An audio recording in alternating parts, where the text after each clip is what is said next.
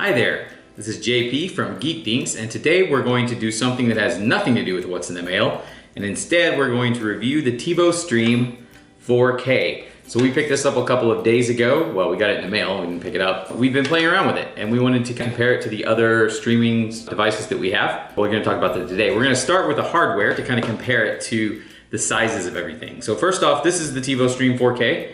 It connects to your HDMI, hangs off it. It's a little box here. This is the Amazon 4K Fire TV to give you an idea. So they're roughly the same size. When you compare that to the Roku Premium, Roku's much smaller with the same 4K output. They all get charged via the same micro USB. The Roku uses the mini instead of the micro, actually. So as a point of comparison, we'll look at the remotes. So the TiVo remote has this tiny version of the old style TiVo remote. You'll notice there's no thumbs up and thumbs down button. You can do that, which we'll see later, but there's no buttons for that. Otherwise, they have a pretty good suite of buttons, including numbers, which is pretty rare on a streaming device, and that's because of its support for live TV through Sling. If we compare that, for example, with the Amazon Fire TV, there's a lot more functionality on this remote, and then we compare that with the Roku remote, again, a whole lot more buttons and functionality. There's some specific reasons for that we'll get into later in the review. Feels really nice in the hand. TiVo's always been really good at creating this kind of peanut-shaped feeling. One thing it does have different than the Roku, which I don't like as much, is the volume buttons are up here, while the Roku has them on the side. And I've gotten really used to that. I think it's handy to have them on the side. You almost don't even have to think about it. Well, this requires a little more effort. And because there are so many more buttons, it's a little harder to use it by feel. So if you're trying to find the right button in the dark, it's a little bit harder than some of these simpler remotes. But overall, I think it's a good remote. It feels good in the hand and it works and does the job. So now that we've looked at all the hardware, we're going to actually plug the TiVo Stream in and record the TV and kind of walk you through it, and we'll talk about some of the features it has and how it differs from maybe the Roku and the Fire TV and what I like about it and what I don't. All right, so first of all, I will apologize. We don't have any kind of capture card, so I can't directly record this off of my computer at this time. So we literally have a camera pointing at the television. Hopefully you'll get the idea though. We're already booted up, and this is the home screen for the TiVo Stream app. So the TiVo Stream 4K is actually an Android TV. You can get an Android TV from other manufacturers. A very expensive, popular one is the Shield TV made by NVIDIA. This is much cheaper than that option. So since it is built on top of Android TV, one thing that is weird about the TiVo Stream 4K is that it does have two separate home screens.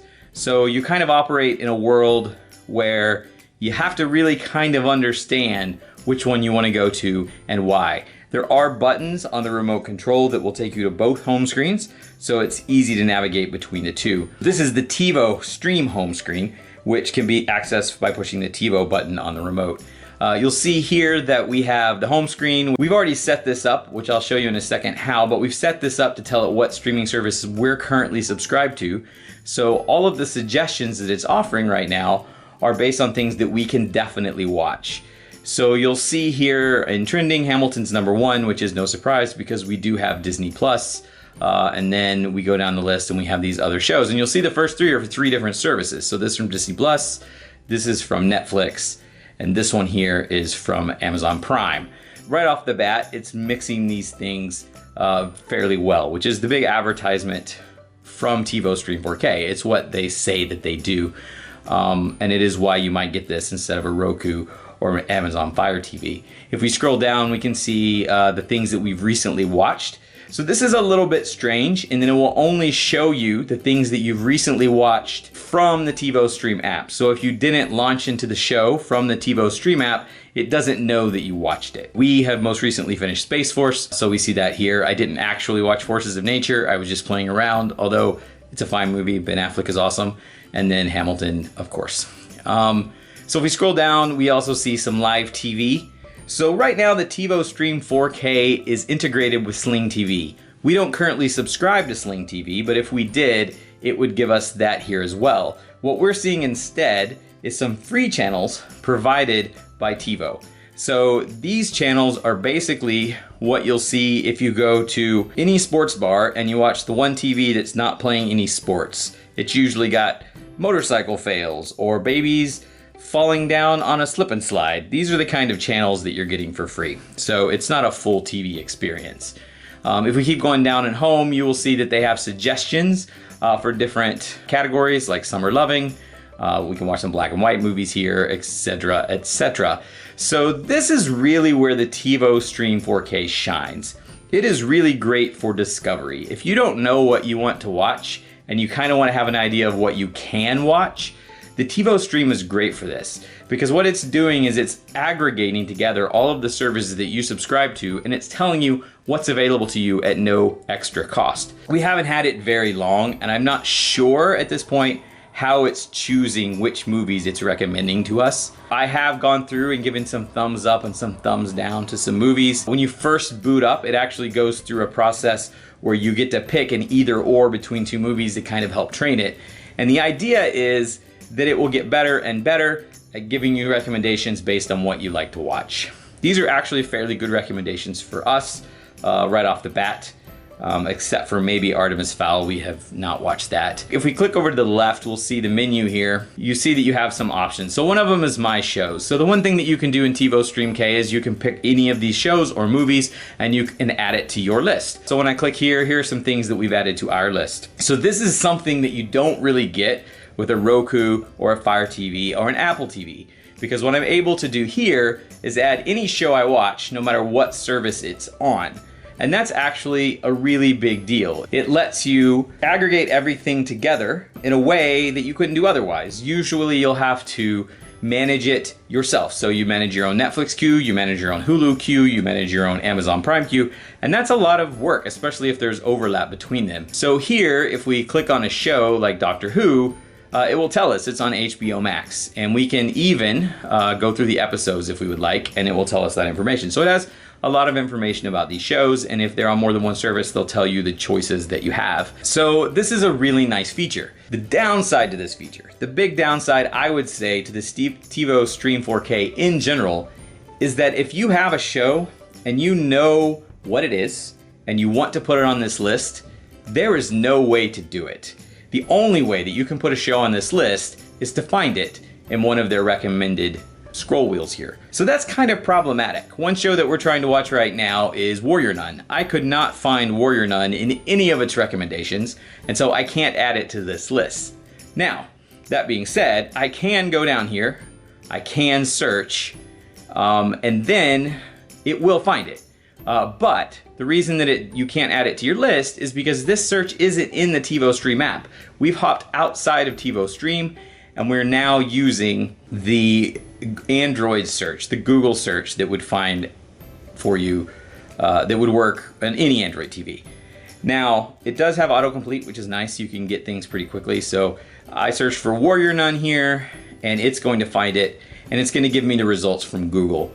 So the nice thing is the results from Google do tell you what service. Here is some information about Warrior Nun. Talks to you, first of all, but it will tell you what service it's on, and you can click it and immediately go to it. But you'll see there's no button to add it to my shows.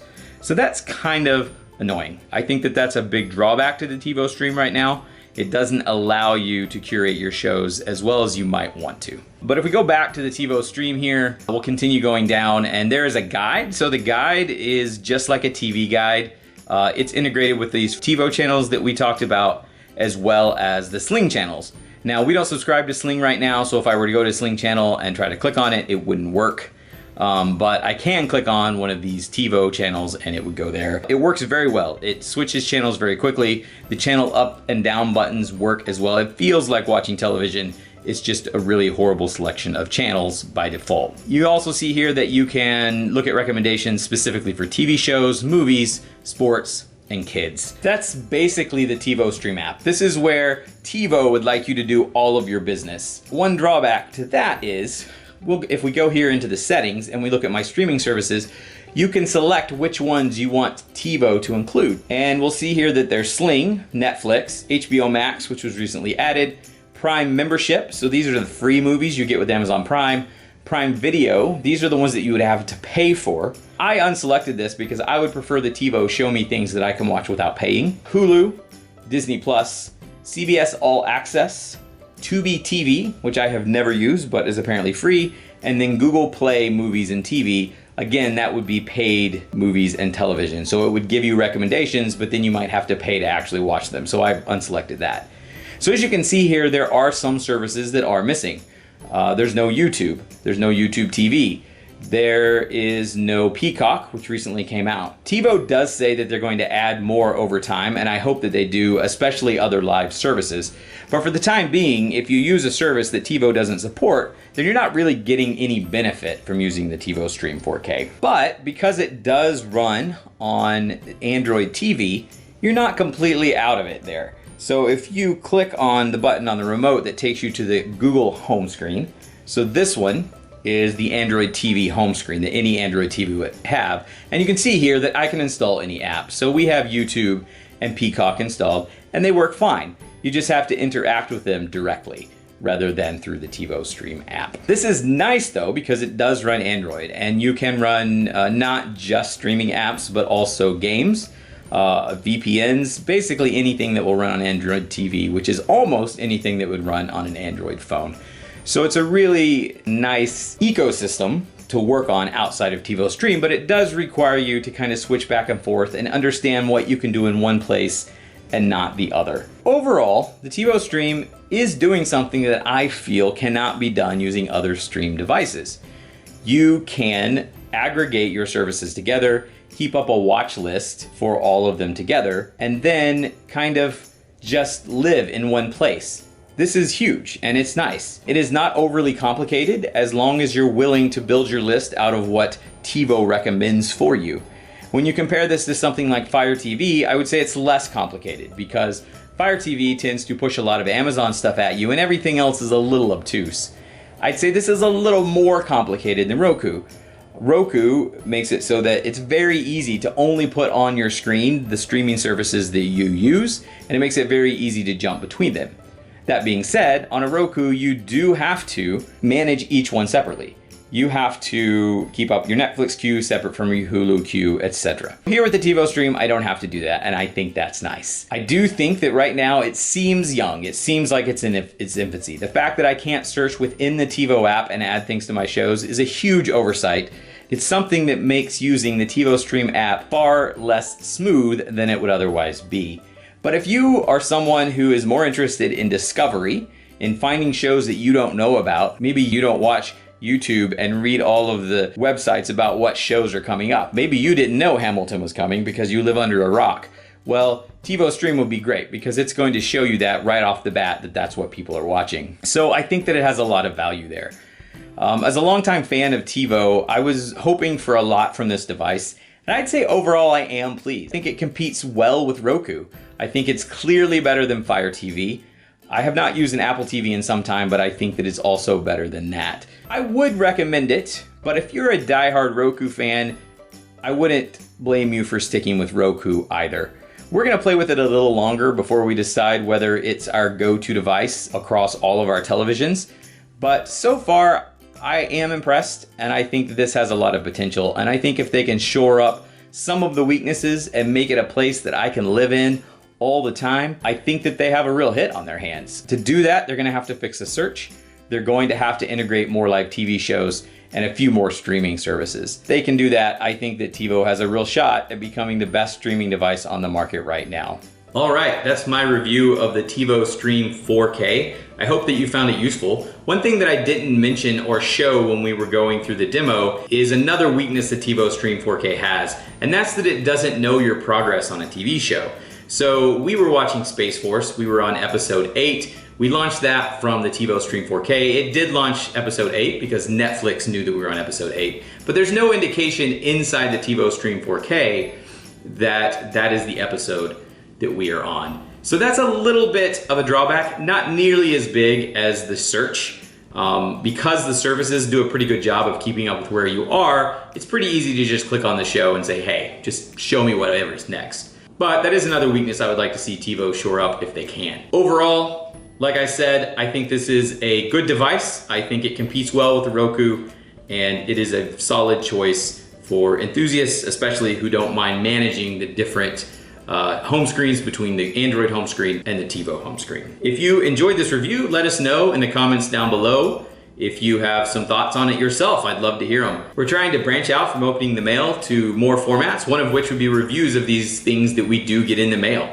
So please let us know in any of our What's in the Mail videos whether we get something that you'd like to know more about. Thanks for watching. If you did enjoy this video, please like and subscribe. We appreciate all of the people who take time to watch these videos. It's keeping us sane during these crazy times when we can never leave the house, and I hope it's doing the same for you.